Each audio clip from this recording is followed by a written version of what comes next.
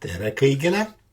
Minu nimi on Pavel ja selles videotunnis õpime, kuidas luua fotokollaaži.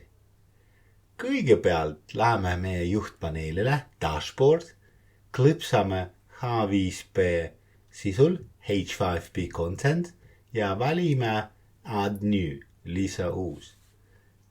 Tipige avanevas aknas Collage.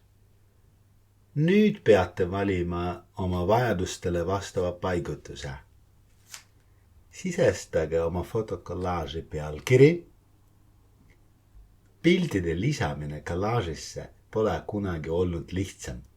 Saame lihtsalt klõpsata siin pluss ikoonil ja valida pildi oma arvutist. Jätkake piltide lisamist. Kui olete piltide lisamise lõpetanud, on teil erinevaid võimalusi. Võite pildi asendada, võite seda suurendada või vähendada ning saate oma pilti lisada ka alternatiivse teksti juhuks, kui brauser ei kuva seda õigesti. Saate muuta ka piltide vahe kaugusi ja saate otsustada, kas soovite äärtele raami või mitte.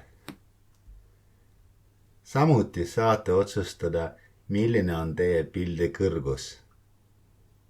Muidu soovitan lisada paar silti, add tags, et teie sisu oleks kergesti leitav.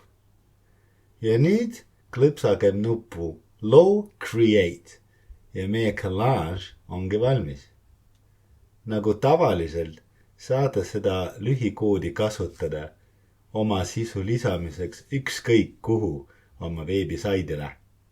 Tänan vaatamast ja näeme järgmistes videotundides.